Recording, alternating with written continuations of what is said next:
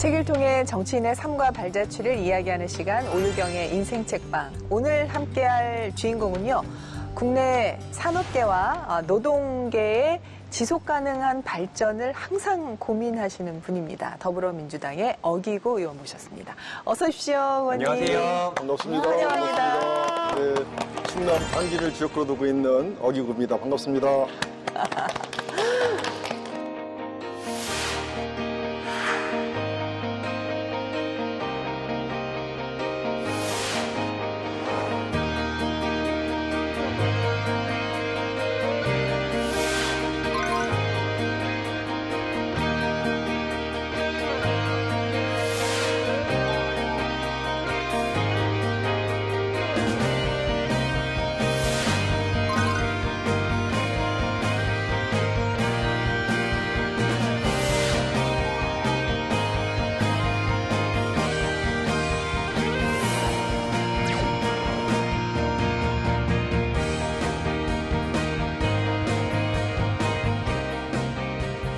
의원님은 선거운동 하실 때 편하셨을 것 같아요. 그러니까. 성함이 워낙 안 독특. 잊혀져요. 맞아요. 그쵸? 네. 아니, 그 남들하고 약속하신 건 참 잘 지키셔야 되겠어. 안 그러면 이름 탓이라고. 그러니까. 네, 그렇습니다. 예, 네. 이름에 얽힌 얘기 많으시죠? 네, 제가 네. 아직도 제 소개를 네. 이름은 어기고 약속은 지키고 국민은 섬기고 어기고 인사드립니다. 이렇게 소개를 하거든요. 센스가 넘치시죠. 그런데 학창시절 때는 이름 때문에 친구들한테 놀림도 많이 받고 그랬는데 네. 이 정치하면서는 오히려 이름이 장점으로 이렇게 되더라고요. 우리 당진에는 한 300여 개의 노인정이 있는데 저를 이제 정치 신인 때 알리려고 예. 노인정에 가면 네. 이제 어르신들이 쫙 있지 않습니까? 그러면 어머님, 아버님 오지 말라는데 어기고 와시오. 이렇게 하면 어머님들이 막 웃으시고 네. 그러다가 이제 한참 있다 또 한번 방문하시면 어르신들이 오히려 네. 아이고 오지 말라는데 또 어기고 왔구만 이렇게 할 정도로 이름이 정치하는 데는 큰 도움이 됐어요. 네, 그래서 네. 그런 양면이 있었다 이렇게 말씀을 드리겠습니다. 지금 그 얘기를 듣고 나니까 뭐 멋있는 이름보다 오히려 남들하고 한번 웃을 수 있는 이름을 가지신 게 훨씬 더 장점이 많았구나. 맞아요. 어기고 지키고 섬기고 너무 잘 맞으시네요. 너무 라임을 딱 잘 맞추셨어요. 그쵸. 네. 근데 우리 어기구 의원님께서는 경제학을 네, 그렇습니다. 공부하셨다면서요? 네. 오스트리아에서 전공을 하셨더라고요. 네, 그렇습니다. 예. 독일어권에서 가장 오래된 대학이 빈 대학이거든요. 네. 오스트리아 네. 빈 국립대학인데 예. 거기에서 학부부터 경제학을 전공해서 석사, 박사까지 이렇게 했습니다.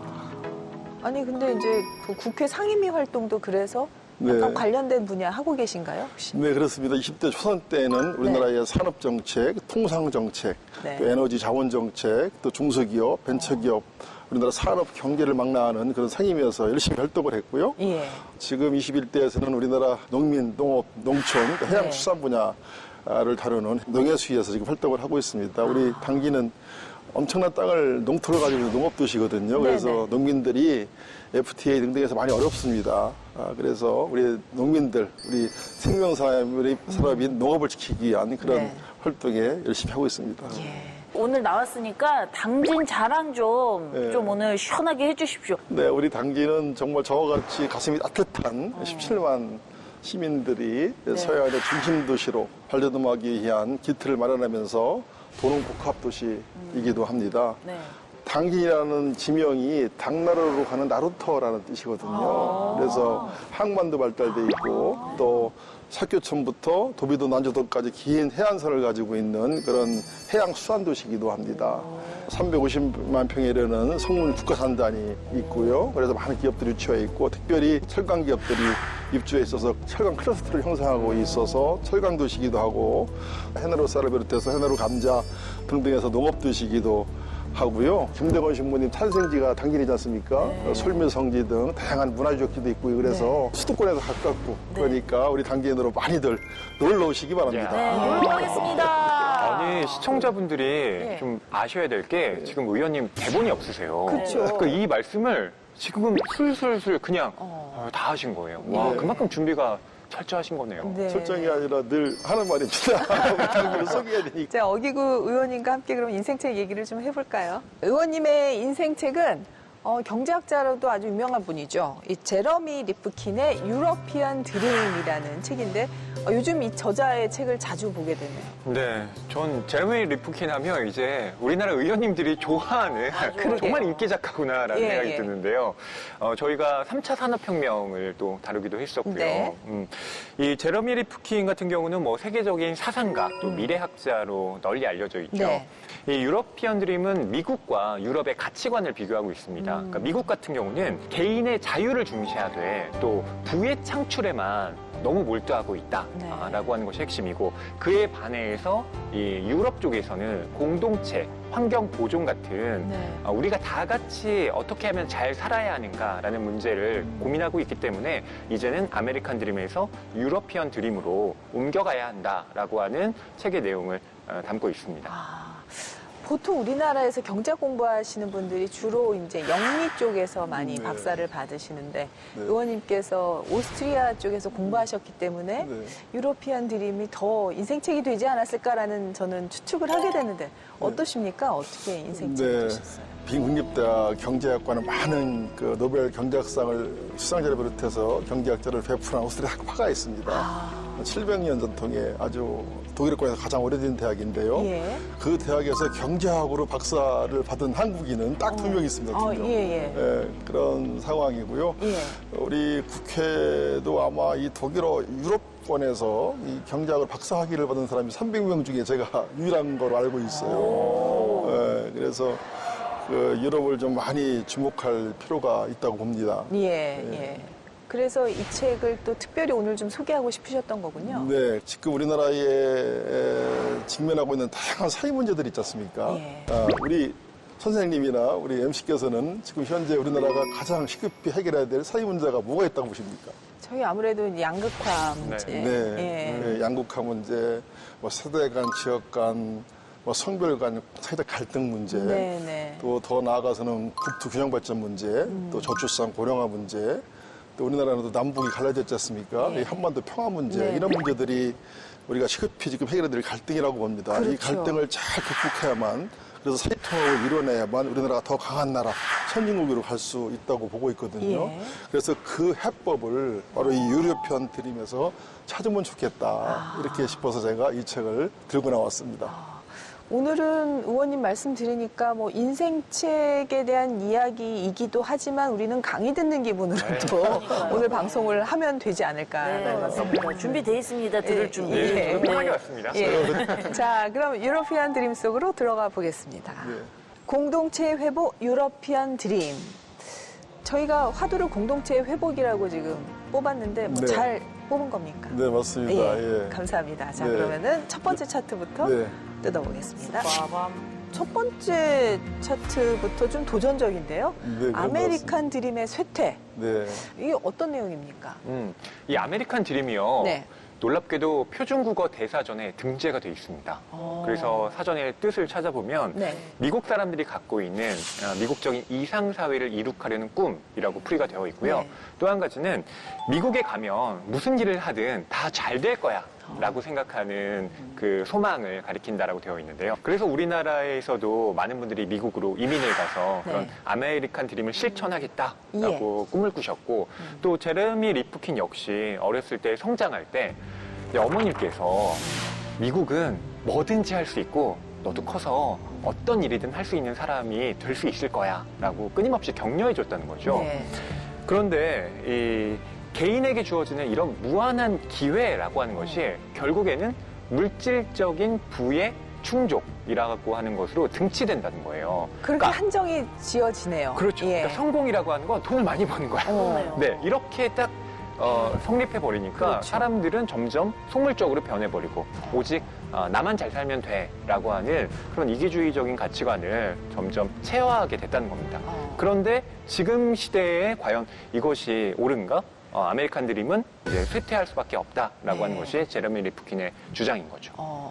사실 기회의 땅 미국이라고 하는데 그 기회가 물질적인 부를 이룩할 기회에 한정된다 뭐 이런 이야기인데 이렇게 된 배경이 어디 있는 걸까요, 의원님? 그리고 미국이란 나라가 정말 어마어마한 큰 나라이면서 이 이민자들이 만드는 나라 아니겠습니까? 처음에 청교도들이 미국 땅에 오면서 그래서 시작이 됐죠. 그 미국을 만드는 시리어스라고 하는 그런 얘기도 있어요, 유럽에는요. 네. 그러니까 미국의 청교도들이 건너가서 만들었다 해서 이 성직자 세인트, 첫 번째 S. 두 번째는 많은 죄수들이 그 유럽으로 갔습니다. 죄수들. 그래서 두 번째 S는 시너, 죄수. 그다음에 엄청난 땅을 개간을 하다 보니까 노동력이 필요하잖아요. 그래서 아프리카에서 엄청난 노예들을 가지고 왔잖아요. 슬레이브. 그래서 3S가 만드는 정말 이민자들의 주인이 없는 땅에 이민자들이 들어가서 만드는 나라다. 그렇죠. 이런 얘기를 유럽 사람들이 하곤 해요. 네네. 무한한 기회가 존재하는 나라, 이런 나라 아니겠습니까? 그러니까 자기가 열심히 일만 하면 누구나 다 아메리칸 드림을 이룰 수 있는 겁니다. 네네. 이 사상적 기초를 저는 경제학에서 아담 스미스의 국부론에서 찾을 수 있다고 봐요. 그 미국이 영국으로부터 독립한 해가 1776년이거든요. 네. 아담 스미스가 공교롭게도 국부론을 쓴 해가 1776년입니다. 네. 그런데 잘 아시겠지만 국부라는 것이 우리 경제학의 기초 사상 아니겠습니까? 네. 그러니까 개인의 부를 극대화시키면 보이지 않는 손에 의해서 공공의 부도 극대화된다 이런 논리거든요. 네. 이 경제학 논리가 고전학파 논리인데 이게 예. 자유주의 신자유를 거쳐서 지금도 예. 그 시카고 대학의 밀턴 프리드만 이런 사람들이 더 발전시켜가지고 지금 전 경제학의 주류의 사상 이론이 예, 예. 되고 있거든요. 예, 예. 이게 바로 아메리칸 드림인데 이 드림을 우리나라나 유럽의 작은 나라한테 접목시키기는 네. 정말 문제가 있다. 이렇게 제가 지적을 하고 싶습니다. 네. 그러니까 나만 잘 살아면 돼. 나의 부가고 사회 전체의 부야. 이런 철학을 가지고 뭐 제레미 리프킨 어머니가 리프킨한테 했듯이 너는 예. 정말 열심히 일하면 돼. 네네. 그러면 성공할 수 있어.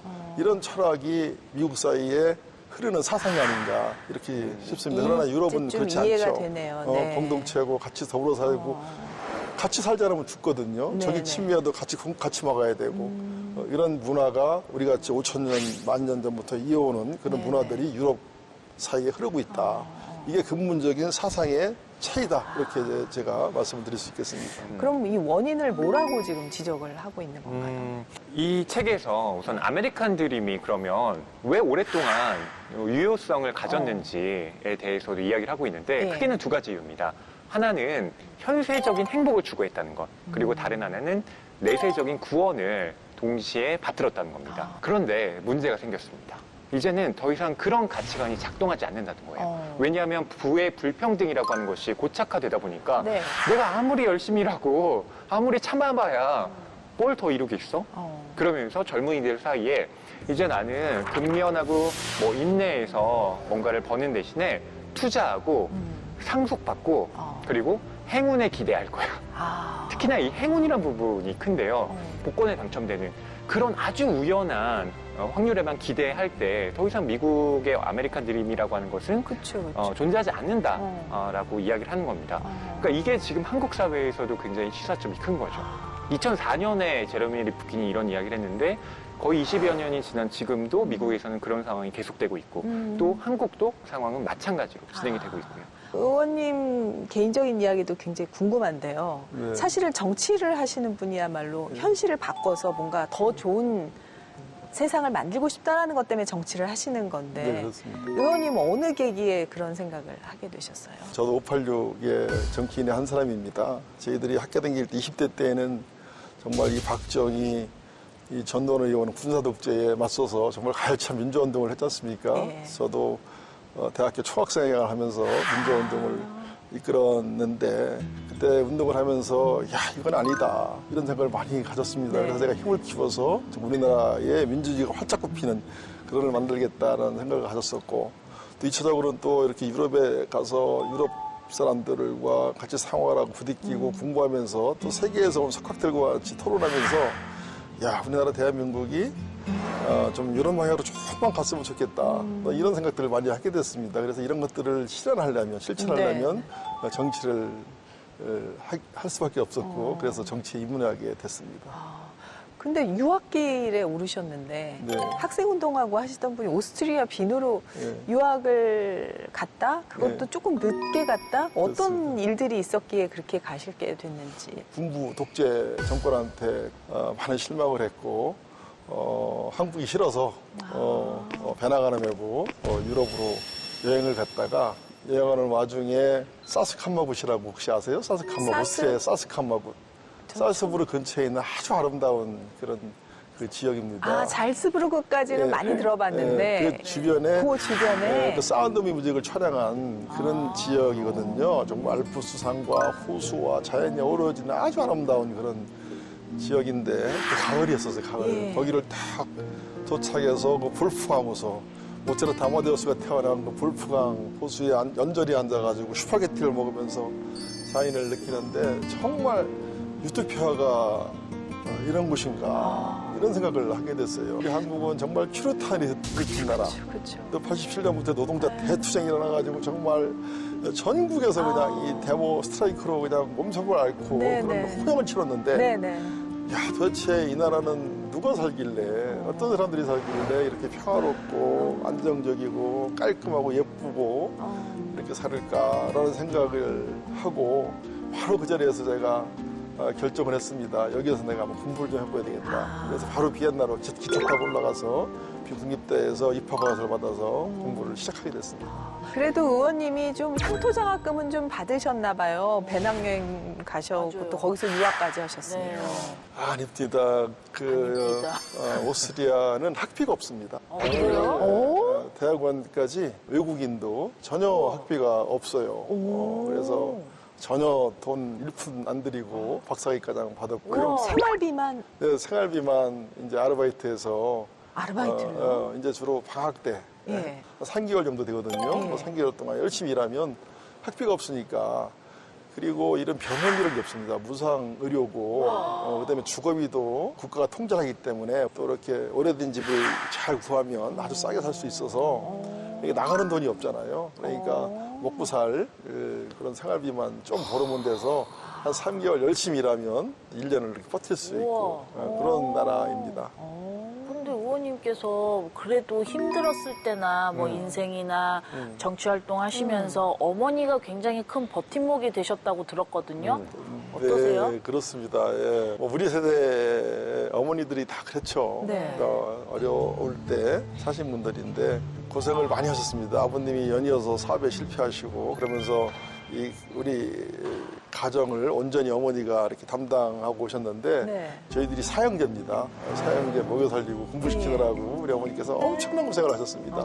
그래서 힘든 상황이 닥치거나 어려울 때 이럴 때 늘 생각하는 것이 우리 어머니만큼 어렵겠는가 이런 생각을 가지고 늘 이렇게 긍정적으로 어려움을 돌파하고 이겨냈던 그런 시절이 있었습니다. 예. 의원님께서 유학을 마치시고 한국에 돌아오셨을 때 경제 전문가로 또 일을 하셨잖아요. 네. 그러다 또 정치인의 길을 걷게 되셨는데 그 네. 과정이 어떻게 된 건가요? 제가 이제 와서 노사정위원이라고 대통령 자문기구인데요. 노무현 대통령 시절에 노사정위에서 일도 했고 또 고려대학교 연구교수로 활동하면서 대학 강의도 좀 많이 했고요. 노동조합이 강해야 되거든요. 노동조합이 싱크탱크가 없어요. 그래서 노동조합을 좀 도와주고 싶어서 항로충 연구원에서도 제가 활동을 하면서 우리나라의 경제, 일자리, 복지 이런 다양한 연구 보고서를 많이 썼었습니다. 쓰고 있는 와중에 손학규 당대표, 당시 이제 민주당의 당대표였었는데 네. 당대표가 자문교수단을 만들었습니다. 그때 제가 거기 껴들어가서 손학규 대표와 매주 토요일 날 만나가지고 각종 주제를 놓고 난상 토론을 하는 그런 네. 공부 모임이에요. 거기에 가서 활동하다가 이렇게 정치에 입문하게 됐습니다. 네. 그래서 참여정부에서 경제사회발전 노사정위원회 활동을 하셨는데 당시에 노무현 대통령께서 노사정위원회에 많은 힘을 실어주셨습니다. 네. 한국 사회의 다양한 사회 문제를 유럽식이거든요. 이게 유럽의 예, 사회적 예. 대화 예. 기구인데 유럽은 사회적 대화 기구가 잘 발달되어 있습니다. 네. 그러니까 이 다양한 현안들을 노사가 합의해서 오면 정부가 적극적으로 밀어줄 테니까 이 노사정위를 통해서 사회적 대화를 통해서 해답을 찾아와라. 당시에 노사정위원회에 들어가서 노사정위원회 여러 가지 소위가 있는데 네. 경제소위원회, 일자리와 경제를 담당하는 경제소위원회와 사회안전망을 다루는 소위 두 위원회를 제가 맡아가지고 전문위원으로서 활동을 하면서 우리나라 많은 현안들을 노사정의 만나서 합의하고 토론하고 결과를 만들어 합의문을 만들어서 네. 정부에 제출하는 그런 역할을 아주 열심히 했습니다. 그러셨군요. 지금 이제 우리 아메리칸 드림의 쇠퇴를 얘기하면서 우리 의원님이 생각하고 있는 방향도 조금 보이기 시작하는 것 같은데요. 다음 차트로 넘어가 보겠습니다. 유러피언 드림의 가치, 아메리칸 드림은 쇠퇴하고 이제 유러피안 드림이 떠오른다라는 얘기인데 어떤 가치가 있다고 되어 있나요? 제레미 리프킨이 예. 이야기하고 있는 것 중에 프랑스인이나 독일인들을 네. 개별 국가의 국민으로 생각하는 것보다 더 중요한 건 이들을 네. 유럽 공동체의 일원으로 파악해야 된다는 네, 겁니다. 네. 예. 실제로 프랑스나 독일은 다 EU라고 하는 공동체에 속해 있잖아요. 예, 예. 화폐 단위도 유로로 똑같이 쓰고 있고요. 그렇죠. 그러니까 사실상 거대한 공동체를 이루고 있는 거죠. 네네. 그리고 무엇보다 이 유러피언 드림에 대해서 이야기를 하기 위해서는 이 나라들이 겪은 1차 그리고 2차 세계대전을 이야기 안 할 수가 없습니다. 네. 왜 그런가 하면 이 엄청난 희생자를 낸 이 전쟁을 직접 겪으면서 네. 이들은 공동체의 관계라고 하는 것이 얼마나 중요한지를 정말로 몸소 깨달은 거예요. 유러피언들은 네. 무엇보다 공동체를 어떻게 만들어 나가야 할 것인가, 무엇보다 또 환경 보존이라고 하는 것. 네. 지금 지구 온난화가 계속되고 있는데 이렇게 되면 다 같이 공멸하는 길이잖아요. 예. 그래서 어떤 나라들보다 유럽 쪽에서 이 환경적인 규제를 강화하려는 것도 뭐 이러한 유러피언 드림의 가치라고 볼 수가 있는 거죠. 이유가 성공을 한 건지 아니면 실패를 한 건지 사실 지금 저는 잘 모르겠는데 네. 한참 영국이 뭐 브렉시트로 나오니 많이 네. 막 해가지고 의원님이 겪으신 건 어떻습니까? 유럽 연합은 예. 저는 큰 대성공을 거뒀다고 생각합니다. 아, 그래요? 네. 유럽 연합이라는 것이 금방 우리 허희 작가님이 예. 말씀하셨듯이 이제 국경이 없습니다. 생겐 조약에 의해서 26개 국가가 민족 국가가 다 통합이 된 거예요. 예. 그러니까 단일 화폐, 유로라는 화폐를 중심으로 자본시장이 통합이 됐고 또 노동 상품 시장이 다 통합이 됐습니다. 그러니까 네. 누구나 이 26개 국가에서는 어디 가서 일할 수 있고 이제 이런 네네. 거거든요. 그러다 보니까 어마어마한 레버리지 이익이 창출이 됩니다. 그래요. 예. 그러니까 화폐를 오스트리아는 옛날에 슐링이라는 화폐가 있었고 네. 독일에는 막 뭐 이런 화폐들이 쭉 있지 않습니까? 네네. 독일에는 이스트리아는 리라 이런 화폐들이 있는데 이걸 통합을 시켜버립니다. 예, 예. 통합을 시키면 여기 나오는 장점들이 어마어마하거든요. 이익들이. 그래서 그때 당시에 저도 이제 비인대학의 경제학 대학원에서 유럽 통합에 대해서 세미나도 하고 학자들과 토론도 하고 논쟁도 해봤는데 네. 이 유럽연합에서 이루어지는 막대한 이익을 분배하다가 마음이 안 맞아서 충돌해서 3차 대전이 일어날 수가 있다. 이런 걱정도 해서 유럽연합을 반대한 적도 있습니다. 그러니까 유럽연합을 통해서 일단은 전쟁이 없어진 거 아니겠습니까? 평화가 온 거죠. 이것만 해도 유러피안의 성공, 유럽의 성공을 말할 수가 있고 이 화폐 통합으로 이루어지는 어마어마한 이득들, 노동시장이 또 커진 거 아니겠습니까? 네. 유럽이 지금 인구가 4억 2천 정도 될 겁니다. 미국보다 더 큰 노동시장이 생긴 거예요. 네. 그런 데서 나오는 장점들, 이런 것들을 볼 때 유럽연합은 정말 대단한 성공이고 우리가 동북아에서 평화를 위해서도 정말 우리가 지켜봐야 될 모델이다. 네. 이렇게 저는 예. 강조하고 싶습니다. 이 책에 보면은 미국은 일하기 위해 살지만 유럽은 살기 위해 일한다. 뭐 네. 이렇게 돼 있는데 그러고도 지금 사회가 지금 잘 돌아가는 건가요? 아니 놀 시간이 없는데 돈 벌으면 뭡니까? 돈 버는 게 저기 놀라고 버는 거잖아요. 취미활동하려고. 네. 그냥 돈만 벌으면 뭘 겁니까? 예. 그러니까 이 유럽 사람들의 그 노동 시간을 보면 잘 알잖아요. 예. 그러니까 연간 노동 시간을 보면 우리나라가 2,000시간이 넘어요. 예. 독일이 1,350시간인가 그런 걸 알고 있습니다. 일 안 해요. 노는 게 중요하니까. 그리고 뭐 프랑스가 한 1,400시간, 1,500시간 정도 일하고 예. 미국이 한 1,800시간 일하고 있는데 그 연간 노동 시간 자체가 다르고 이분들은 이 돈도 물질도 중요하지만 자기의 취미, 여가, 가족, 환경 이런 것들을 훨씬 더 중요하게 생각하기 때문에 미국과 유럽과 우리가 추구하는 가치가 사회적 가치가 정말 다르다. 우리가 눈여겨볼 문제가 있다. 그렇게 생각이 듭니다. 아무튼 의원님 말씀이 신선하긴 한데 저는 어떻게 보면 한참 우리나라가 경제 성장하고 열심히 일할 때 이제 그 태어난 세대니까 이게 그렇게도 살 수 있어라는 생각이 들지만 네. 아직 이렇게 몸으로 체화돼서 이해되진 않는데 권지정 씨는 어때요? 뭐 좀 그런 저도 사회. 이렇게 워커홀릭이 어떻게 보면은 이게 잠재돼 있는 것 같아가지고 우리 네. 어떻게 일을 안 하고 놀 수가 있지? 아니 그래도 될까 뭐. 괜히 우리는 사장도 아닌데 사장님 걱정하고 그러니까요. 사장님 월급 줄 수 맞아요. 있을까 뭐 이런 거. 오지랖이 넓어가지고. 근데 이 얘기 들으니까 그렇게도 살 수 있구나라는 생각을 하게 됐어요. 네. 그렇죠. 유럽은 우리보다 산업혁명도 일찍 시작을 했고 더 먼저 발전을 했고 지금 그 다음 단계도 더 먼저 가는 게 아닌가라는 생각이 드는데 유럽이 이렇게 복지국가로 이행하게 된 데는 어떤 계기가 있었던 거예요? 그러니까 아시다시피 19세기하고 네. 20세기에 사람들을 사로잡았던 이념이 있죠. 바로 사회주의입니다. 네, 네. 근데 그럴 수밖에 없었던 것이 당대의 노동자들의 이 노동 환경이 너무나 열악했고 네. 또 임금도 턱없이 낮았거든요. 그래서 노동 현장에서 많은 사람들이 죽어갔고 네. 그러다 보니 이제 사람들은 점점점 이 사회주의 혁명이라고 하는 것에 이끌렸다는 겁니다. 그런데 이 복지국가 개념이라고 하는 것은 사유재산을 인정하되 국가의 지원을 대폭 늘려서 예. 여러분들이 잘 살아갈 수 있게 해주겠습니다라고 하는 약속인 거거든요. 네, 네. 그걸 유럽인들이 실천을 했고 실제로 많은 사람들이 이제 급진적인 사회혁명이 아니라 우리가 점진적으로 이렇게 사회를 개선하고자 하는 네. 어떤 의지를 관철시키는 것으로 네. 유러피언 드림이라고 하는 것이 형성됐다는 거죠. 그러니까 만약에 이러한 복지국가 개념이 없었다면 뭐 러시아처럼 아예 혁명이 일어났거나 뭐 이런 방식으로 유럽은 또 대혼돈으로 빠져들어갈 수도 있었을 텐데 예. 이제 그러지 않을 수 있었던 것이 이 복지국가라는 개념입니다. 어떻게 보면은 사회적인 대통합이 이루어졌다는 것은 각 부문별로 다 각자 큰 양보들을 했다라는 그런 역사도 있잖아요. 네, 그렇습니다. 예, 그런 부분 굉장히 우리 사회에도 필요한 부분이라는 생각이 네. 들고 앞서도 말씀하셨지만 대화 타협의 문화는 정말 부러운 거거든요. 네. 의원님 생각하실 때도 우리 정치 체계에서 네. 대화와 타협 가능할까요? 지금으로 봐서는 보이지가 않는데 네. 예, 가능하겠습니까? 정치라는 것이 대화 타협의 예술이라고 그러지 않습니까? 예. 네, 이걸 잘 해야 되는데 우리가 너무 극단으로 치우쳐서 경쟁만 하고 있는 거, 대결만 하고 있는지 잘 돌이켜볼 필요가 있고요. 네.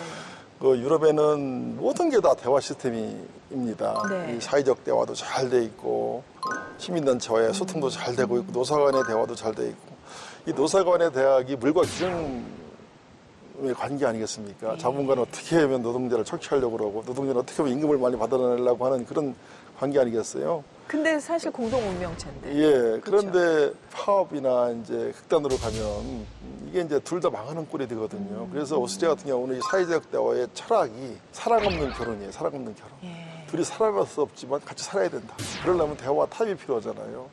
그런 전제하에 오스트리아는 노사 관계가 형성이 됐고 그야말로 산업 평화의 나라가 만들어진 겁니다. 아, 그게 많이 다르네. 예. 사랑 없는 결혼. 우리는 사랑과 전쟁이잖아요. 그래서 이 여야 관계도 마찬가지입니다. 이게 서로 사랑할 수는 없어요. 그러나 나라 국익을 위해서는 서로 결혼해서 살아야 되거든요. 그러려면 대화와 타협이 필요한 것이죠.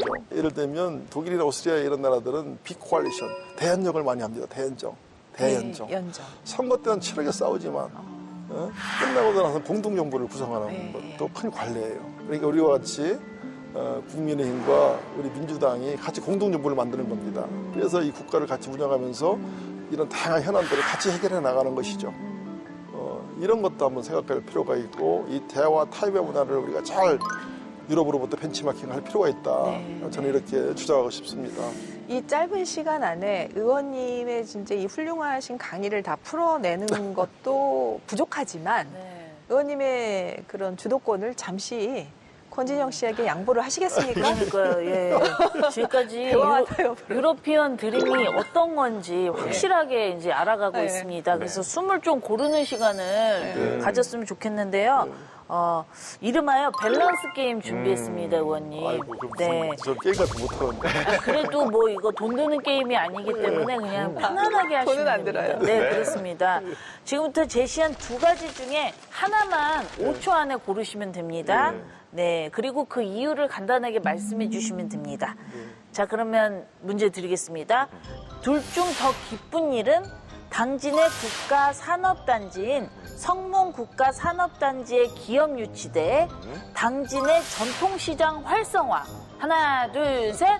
저는 성문산단 기업 유치가 좀 더 가치가 있다고 봅니다. 그 이유는 뭐가 있을까요? 우리 성문산단에 350만 명 되는 큰 국가산단이 있거든요. 네네. 이 수도권에서 아마 가장 잘 조성된 국가산단입니다. 근데 지금 우리 한국이 저성장 기주에 빠지면서 공장도 유치가 안 돼요. 그게 성문산단, 국가산단이 당신의 미래 먹거리거든요. 거기에 좀 많은 기업들이 들어와야 네. 사람들이 몰려올 거 아니겠습니까? 그러면 자연히 전통시장도 활성화가 되는 거잖아요. 그래서 저는 이 성문산단을 빨리 채우는 일이 더 우선이다. 이렇게 말씀드릴 수 무릎 있어요. 탁구사님이시네, 이제 보니까. 네, 이 탁상피군요.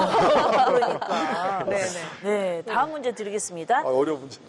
다시 태어난다면 유재석 능가하는 국민 방송인데 삼선 의원님. 하나, 둘, 셋. 저는 방송인이 되고 싶습니다. 좋은 선택. 그 이유는요? 이 정치하는 일이 매우 어렵습니다. 네, 이게 정말 어려운 일이거든요.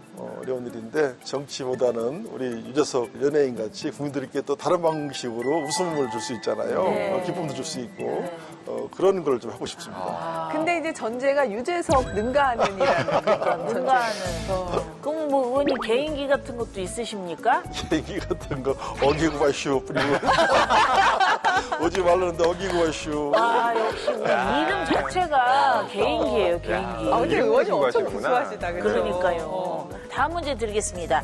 둘 중 다시 해야 된다면 입대 다시 하기 대 당선 불확실 선거 운동. 하나, 둘, 셋. 당선 선거 불확실 운동을 하겠습니다. 아, 입대가 그만큼 힘들었나요? 군대 가니까 이름을 가지고 구청들이 막 때려요. 아이고 허리야.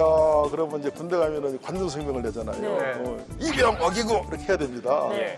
그러면 아이고 하면 이게 어기고로 했다는 거예요. 그러면서 관등성명이 안 되냐고 두드러 패고 또 이병 어기고 하면은 내가 너 불렀냐 허리 아프다고 그랬지 두드러 패고 군대 생활이 너무 힘들었어요. 그래서 정말 열심히 하면 되거든요. 국회의원은. 그래서 국회의원에 도전하는 게 쉽지 않나 싶어요. 군대 가서 하도 두드러 맞으니까. 그건 좀 이해가 되네요. 그때는 그 이름이 좀 바꾸고 싶으셨겠다. 바꾸셨군요. 지금은 너무 좋으신데, 네, 그렇죠? 맞습니다. 예. 그러셨군요. 다음 문제 마지막 질문입니다. 아내분과 여행을 간다면 내 돈 들여 당진 여행 대 공짜 제주 여행. 하나, 둘, 셋. 공천 제주. 솔직하시다. 솔직하셔. 저는 내 돈들이 당진여행 택할 줄 알았거든요. 그러니까. 우리 당기는 제가 매일 푸석푸석 다닙니다. 그래서 얼굴도 지금 시커멓게 탔잖아요. 아마 우리 집사람이 안 가려고 그럴 것 같은데, 당기네. 매일 보니까. 공짜로 제주 여행 가면 훨씬 낫다. 공짜로 제주에 아유, 가면은 제주에 또 우리 딸이 살아요. 손주가 있고. 웃기고 따지고 또 안 그러네. 조금 제주. 가셔야 돼요. 또 거기다 공짜잖아요. 그러니까요. 그러니까. 어. 제주도 가는 게 좋지 않아요? 네. 역시 우리 어기구 의원님의 솔직 담백한 답변 너무너무 좋았습니다, 의원님. 감사합니다. 아, 감사합니다. 네. 너무 감사합니다. 진짜 어기구 드림을 받네요, 진짜. 어기구 드림. 자, 공동체 회복 유러피안 드림 세 번째 차트 뜯어오겠습니다. 코리안 드림의 실현 가능성, 아메리칸 드림, 유러피안 드림을 얘기했는데 이제 코리안 드림이 나옵니다. 이 코리안 드림, 유러피안 드림보다 한 발 앞선 가치로 만들 수 있을까요? 코리안 드림을 꿈꾸고 우리나라로 오는 분들이 있습니다. 예. 실제로 이주 노동자들의 경우가 그러하죠. 예. 그런데 과연 코리아 드림이라고 하는 유러피안 드림이 추구하는 공동체 그리고 또 환경 보전이라고 하는 이 가치를 뛰어넘은 무언가를 이제 우리가 만들고 있는가는 좀 따져봐야 할 문제가 아닌가 싶어요. 그 이주 노동자들에게 코리안 드림은 한국이 기회했다. 약간 아메리칸 드림 느낌이 나요. 사실은 그렇죠. 예. 그런데 이 제러미 리프킨 같은 경우는 이 유러피안 드림이라고 하는 것에 비견될 수 있는 동아시아 공동체를 예. 우리나라를 포함해서 여러 나라들이 만들 수 있다라고 또 이 책에서 서술을 하고 있습니다. 동아시아 공동체. 네. 일본, 그러니까 실제로 그렇죠. 같이 가서. 근데 우리가 생각하기에는 이게 가능할까? 왜냐하면 한국과 중국과 일본은 워낙 역사적으로 참, 예. 네, 여러 가지 힘들어요. 분쟁이 있잖아요. 레드선을 하면 될 것 같아요. 같이 다 같이. 네, 하지만 네. 유럽이라고 해서 그러지 않았던 건 아닙니다. 아, 그렇네요. 왜냐하면 그러고 프랑스와 보니까. 독일만 해도 그래서 오, 계속 그럼 싸웠잖아요. 거기도 완전 앙숙이잖아요. 네. 그런 걸 감안해 보면 뭐 우리나라도 뭐 지금이야 당장은 어려울지 몰라도 네네. 거대한 동아시아 공동체라고 하는 것을 어떤 식으로든 좀 만들 수 있지 않을까 싶은데요.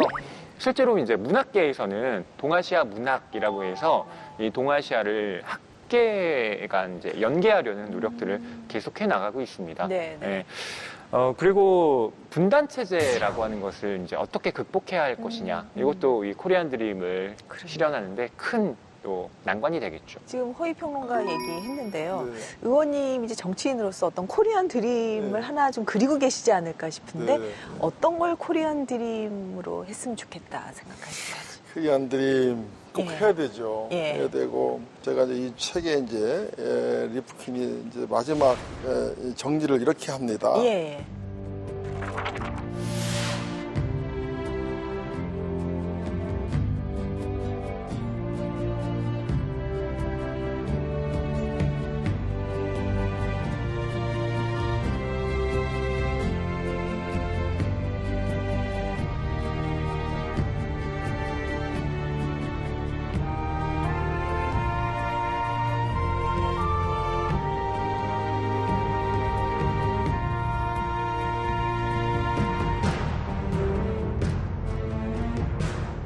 그래서 우리 코리안 드림도 우리 K 드림을 예. 만들려면 이 유로피언 드림과 아메리칸 드림의 장점을 최대한 찾아내고 네. 단점을 극복하면 예. 우리만의 K 드림, 코리안 드림을 이룰 수 있다라고 보고 있습니다. 그래서 네, 이 책에서 많은 좀 그 영감을 가졌으면 좋겠습니다. 한류의 본체가 융합에 있거든요. 아메리칸 드림과 유러피안 드림의 아주 좋은 점을 좀 융합한. 융합해서 그리고 예. 이제 우리의 전통이 살아있는, 살아있는, 뭔가 예. 코리안 드림이 좀 나오기를 예. 한번 기대해 보도록 우리 하겠습니다. K-팝, 뭐 K 아, 컬처, 이거 뭐 대단하죠. K 영화, 뭐 대단하지 예. 않습니까? 예, 이런 것들을 잘 창출하면서 K 드림을 창출하면서 유럽과 미국에서 좋은 점을 좀 따다가 이 사이를 잘 디자인하면 정말 이 대한민국의 큰 꿈이 이루어지지 않을까, 네. 더 강한 나라로 갈 수 있지 않을까 예. 그런 생각을 해봅니다. 의원님 이 책 누구한테 추천하고 싶으세요? 이 책은 저는 일단 정치인들한테 좀 많이 추천하고 싶고요. 그다음에 노동계한테도 추천하고 싶어요. 노동계, 또 경제계에도 좀 추천하고 싶고, 또 저 세종시에 있는 관료들한테도 좀 이 책을 추천하고 싶습니다. 그래서 좀 오로지 미국만 쳐다보지 말고 네. 저쪽 지구 반대에는 유럽도 있다. 그러면서 그 사람들의 사는 방식들, 가치관, 생활 습관, 제도 이런 것들을 좀 우리가 잘 보고 지금 우리나라의 난제들을 좀 풀어나가는데 도움이 됐으면 좋겠다. 이렇게 생각이 듭니다. 의원님 재선 의원이시잖아요. 남은 임기 동안은 어떤 걸 이루면서 삼선으로 가고 싶다. 뭐 이런 포부 있으시죠? 삼선이요. 예. 우선은 우리 국민들에게 꿈과 희망을 주는 그런 정치를 좀 해야 되는데 네. 그런 것들이 잘 안 돼서 참 아쉽고요. 또 그런 부분에서 더 열심히 해야 될 것 같고 또 제가 농해수위에 지금 일하고 있는데 우리의 미래 먹거리, 우리 생명산업, 안보산업인 농업농촌, 해양수산을 지켜내는데 최선을 다하겠다는 말씀을 드리겠습니다. 진영 씨 오늘 의원님 만나본 소감은 어땠어요? 우리 의원님은 이렇게 보니까 네. 왠지 빨대가 생각나요. 빨대요? 인간 빨대. 이렇게 딱 빨대 가지고 좋은 것만 쭉쭉. 좋은 것만 쪽쪽. 네, 좋은 것만 쭉쭉 어. 빨아서 우리 국민들에게 좀 이렇게 유익한 거를 좀 나눠주는 그런 우리 정치인이 되셨으면 좋겠다는 바람을 가져봅니다. 좋은 말씀 감사합니다. 어기구 빨대 의원님.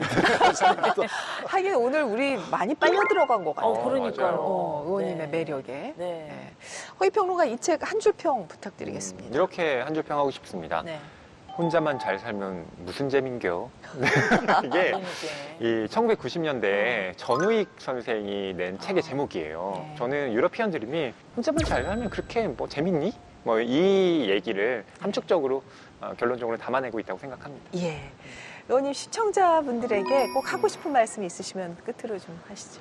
네, 우리 국민들 요즘에 많이 힘드시죠.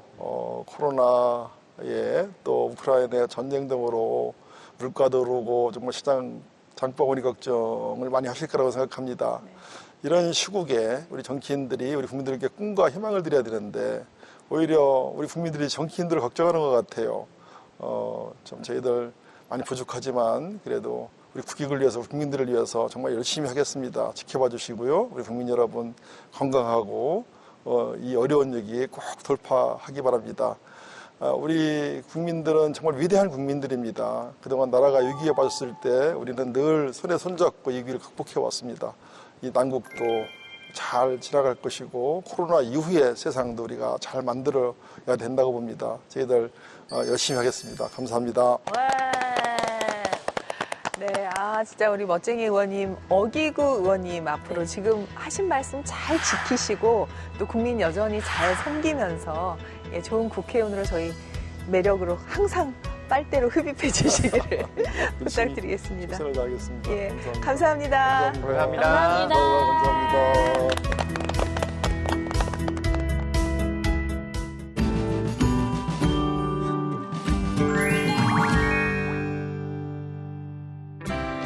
안녕하세요. 국회도서관과 함께 다양한 책을 소개해드리는 오늘 모익지의 홍재경입니다.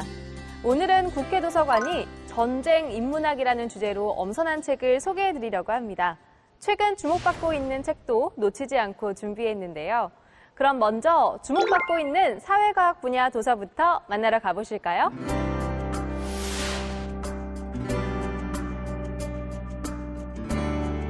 첫 번째로 소개해드릴 책은 사진작가 팀 플래치의 사라져가는 존재들입니다.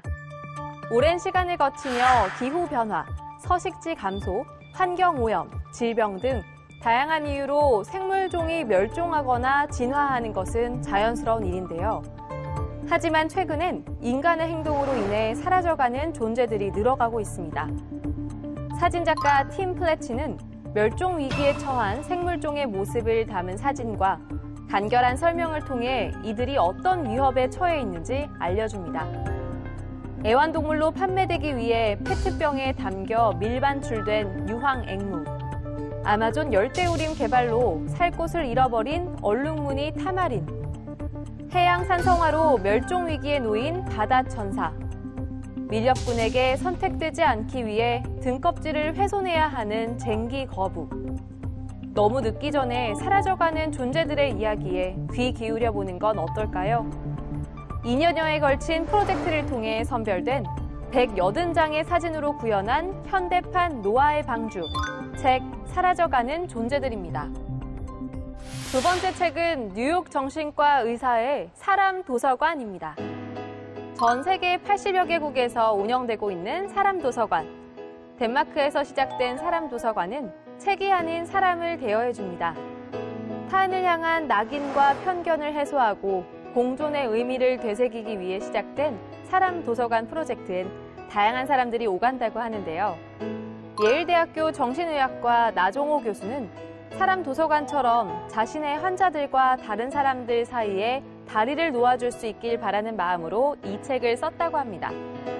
책 속에는 인종, 성별, 나이, 직업, 성 정체성도 제각각이지만 모두 사회적 약자이자 소수라는 공통점을 가진 다양한 환자들의 이야기가 등장합니다. 공감에는 노력이 필요하다. 낙인과 혐오를 넘어 이해와 공존으로. 책 뉴욕 정신과 의사의 사람 도서관입니다. 다음은 국회도서관이 선정한 테마 도서를 만나보는 시간이죠. 책으로 말을 걸다. 이번 주제는 전쟁 인문학입니다. 어떠한 명분으로도 일어나서는 안 될 비극 전쟁. 하지만 전쟁은 인류의 역사와 함께 있어 왔고 2022년에도 현재 진행형입니다. 전쟁을 배경으로 한 문학 도서들을 준비했습니다. 함께 보실까요?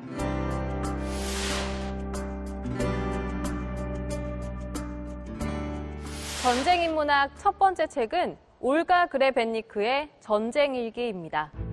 우크라이나의 그림 작가 올가 그레벤니크는 2022년 2월 24일 새벽 5시 천지를 진동시키고 무너뜨리는 폭격 소리와 함께 아늑한 꿈에서 깨어납니다. 우크라이나를 침공한 러시아의 폭격이 시작된 후 평온하고 작은 정원 같던 저자의 삶은 망가지기 시작하는데요. 지하실과 집을 오가는 피난 생활, 우크라이나를 떠나는 과정, 전쟁 속에서 고통받는 평범한 사람들, 눈물 흘리며 헤어져야 하는 가족들, 저자는 이 모든 것을 기록하기 시작합니다. 전쟁의 참혹과 절망을 연필 한 자루로 기록한 그림 작가 올가 그레벤니크의 다큐멘터리 일기장, 책 전쟁일기 우크라이나의 눈물입니다. 다음으로 소개해드릴 책은 마커스 주삭의 책도둑입니다. 영화로도 제작된 책도둑은 세계적인 베스트셀러로 제2차 세계대전 당시의 독일을 배경으로 한 소설입니다. 책은 죽음의 신을 화자로 등장시켜 전쟁과 삶에 대한 이야기를 하는데요. 또 전쟁의 비극과 공포 속에서도 책에 대한 사랑으로 삶을 버텨나갈 수 있었던 소녀, 리젤의 이야기이기도 합니다.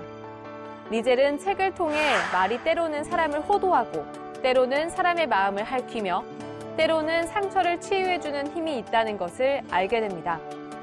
또 히틀러와 나치 독일을 보며 말이 곧 권력이 될 수도 있다는 것도 깨닫는데요. 그런 리젤은 읽는 것에 그치지 않고 자신만의 글을 써나가기 시작합니다. 도처에 죽음이 도사리고 있는 제2차 세계대전 시대, 전쟁의 비극과 생의 아름다움에 대한 이야기, 마커스 주삭의 책도둑입니다. 마지막 책은 스베틀라나 알렉시 예비치의 전쟁은 여자의 얼굴을 하지 않았다입니다. 1985년 출간돼 200만 부 이상 판매된 전쟁은 여자의 얼굴을 하지 않았다는 전쟁에 참전하였거나 전쟁을 목격한 200여 명의 여자의 처절하고 가슴 아픈 사연을 책에 담았습니다. 사람을 죽이는 법을 배우는 건 어떤 체험이었을까요? 전쟁 이후 그들의 삶은 어떻게 변했을까요? 전쟁을 겪은 여자들에겐 어떤 일이 벌어졌을까요? 전쟁을 겪은 여자들, 그리고 전쟁 이후의 이야기, 전쟁은 여자의 얼굴을 하지 않았다입니다. 오늘도 국회도서관 추천도서로 즐거운 독서 시간 가져보시기 바랍니다. 자세한 책 내용은 국회도서관 홈페이지에서, 다시 보기는 국회 방송 홈페이지에서 보실 수 있습니다. 저는 다음 주 새로운 책과 함께 여러분을 찾아뵐게요.